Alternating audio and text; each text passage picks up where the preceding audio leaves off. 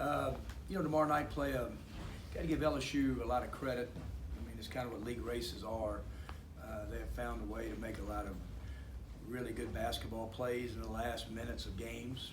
Won 3 out of 4 really on last possession. And you probably picked an early MVP. Skylar Mays would be it. Plays that he makes, not just the shot he made against State, but all the other plays that he makes to impact winning. And then we've had 2 games, obviously you guys know that we've had double-digit leads in the second half and didn't hold on. So that's life in the league. And but a big test for us on Saturday. We've come back from Florida and trying to get Brian healthy. And, so he was limited yesterday in practice. And we'll see how he goes today. And I think for sure he's going to try to play. And but he still is having some discomfort in that kind of lower back in his lower back area. What's the status of Hadim? It's a coach's decision, obviously, that I left him based on his actions with our team. I think a big part in all the young people, your kids and mine, is how they respond. And so we met on Wednesday. He was very, very good. Yesterday we went twice, and obviously anticipate the same thing today and tomorrow, and that he'll sure be available to play against LSU. When you say actions, Kermit, you're talking something off the floor, off the court? No. It was just kind of body language, really real simple, kind of body language during the Arkansas game and kind of how he handled it. Nothing really big, but obviously, standards, everybody, high culture of what we're trying to get to, and he didn't really meet those, and so it was absolutely nothing off the floor. It was just simple as that, and he's handled it really well, and anticipate him playing tomorrow. Yeah, a lot of moving parts with this team right now, Kermit. What are practices like? Do you feel like people are responding in practice? Oh yeah. We've never had a problem with that. We're simple as that. Obviously it's hard with Brian not playing. You take him off of any team, it'd be like taking Nebhart and Blackshear off of Florida's team and play. If that happened to them. And I thought our team kind of, with a lot of moving parts, like you said, kind of held its own for about 17 minutes, and then we turned it over. Practices have been fine. We're in a position to where some of the younger guys that we thought, and I still think are going to be good players, just hadn't made a very big impact in any Power 5 games, maybe little bitty spots. And Austin Crowley has to be more physical. He had great opportunities against Florida, and his physicality got him finishing any balls around the rim. Sammy Hunter, obviously a talent when I rebound the ball. He's having to rebound every 11 minutes a game. Franco Miller has had some spots. Bryce has been hurt. I think he'll be available to play more minutes. So those guys really had impacted the high-level games like we thought. Devontae's got to play better against Power 5 schools. And, he's had some good spots, but, his assist turnovers 1-to-1 in the SEC. He hadn't shot it very well, from a shooting percentage. So it's just pretty simple.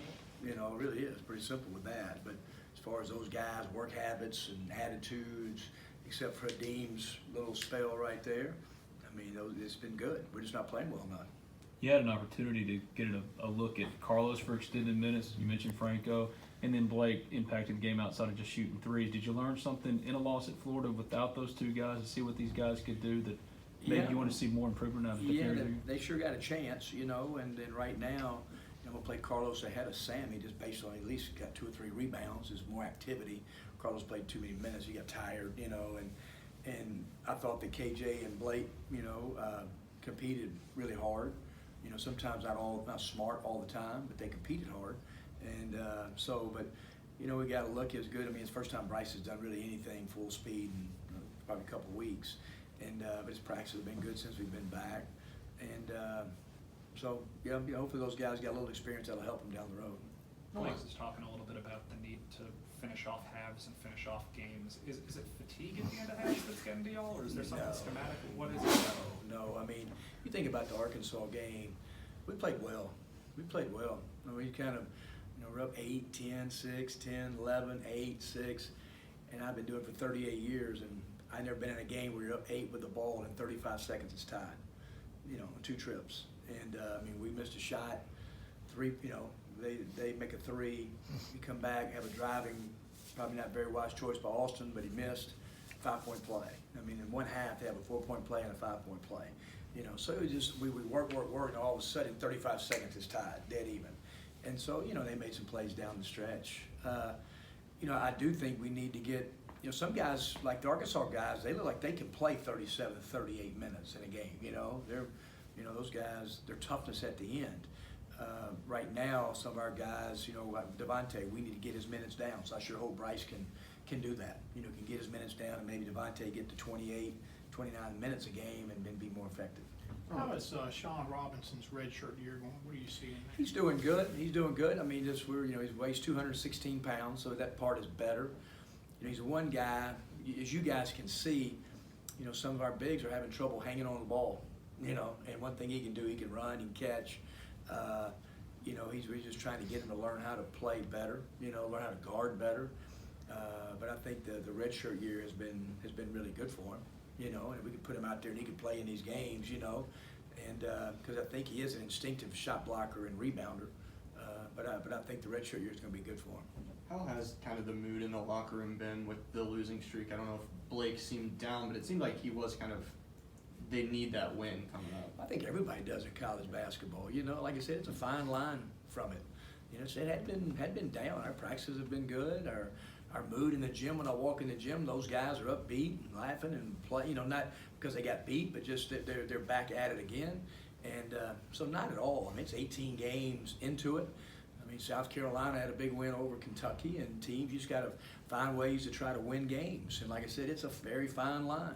LSU could be sitting here at 1-3, and we're sitting here at 2-1 playing for the league tomorrow night. Easy, you know. So it's a fine line from it, and we're gonna every time we play, it's kind of a 3-day season. You know, it's what you do. Like you're off on Wednesday, and it's Thursday, Friday, Saturday.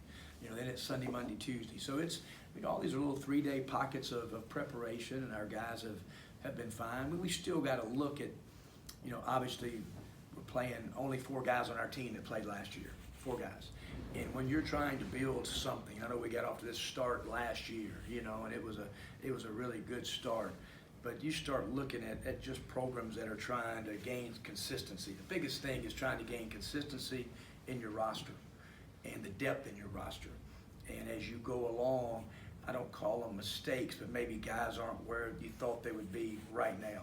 And sometimes it takes, you know, like I didn't realize it, but I think Mark Dukes tweeted the other day about Bruce at Auburn. And I played his teams when he was rebuilding at Middle. You know, and it took him like 4 years. Or just, I was looking at the guy, Seton Hall. I think his 5th or 6th year, he went to the tournament. And just, you know, now he's got a roster built, you know. So it's just going to take a while. You can't be perfect in every recruiting decision. You'd like to be.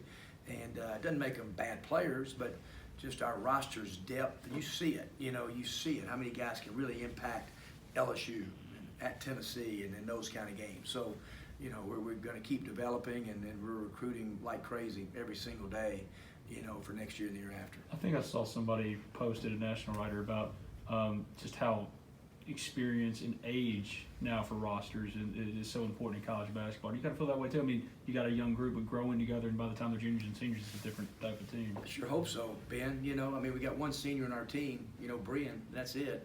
I don't know how many teams in college basketball, you know, I guess some Power Fives do, you know, and so that's not a lot of experience. And we've got 4 guys who played at Ole Miss on our team right now from last year. And, you know, so that's no excuse making at all. I mean, we're disappointed that, you know, we're where we're at. But, you know, it is growth, and we just got to stay upbeat and keep trying to get these guys better. And we're going to do it every single day. And, you know, eventually we're going to get to where we want to get to. Anything else?